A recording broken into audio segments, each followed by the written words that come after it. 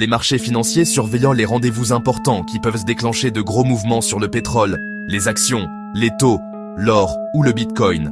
Les banques centrales vont décider des taux d'intérêt et donc du prix de l'argent dans l'économie. Le 19 mars, décision de la BCE, le 30 avril, prochaine réunion BCE, le 11 juin, nouvelle décision BCE. Chaque fois qu'une banque centrale parle, les actions, les obligations et les devises réagissent. En ce moment, la grande question est, baisse des taux ou hausse des taux?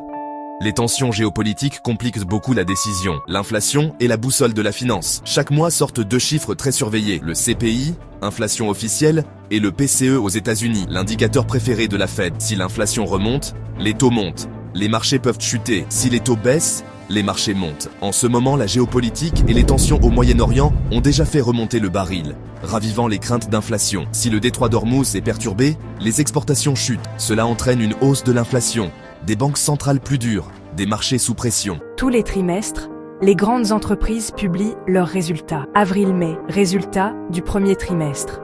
Juillet, résultats du deuxième trimestre. C'est là que les marchés voient si l'économie ralentit ou si les profits tiennent. Donc, on surveille la dette, les émissions d'obligations, les notations des États. Si les taux montent trop, le coût de la dette explose. En résumé, les marchés surveillent les taux d'intérêt, l'inflation, le pétrole, la géopolitique et les résultats des entreprises. Quand ces quatre variables bougent ensemble, les marchés deviennent très volatiles. Mais le scénario le plus explosif, celui que redoutent tous les analystes, c'est la fragmentation du système monétaire mondial.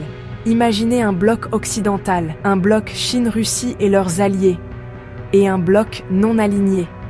Alors le dollar pourrait perdre son rôle dominant. Certains capitaux pourraient se tourner vers un actif neutre, mondial, sans banque centrale. C'est exactement ce qu'est le Bitcoin. Mais il faut rester lucide. L'inverse est tout aussi possible. La guerre peut provoquer une panique financière, la chute des marchés, la fuite vers le cash, vers l'or. Alors le Bitcoin baissera fortement.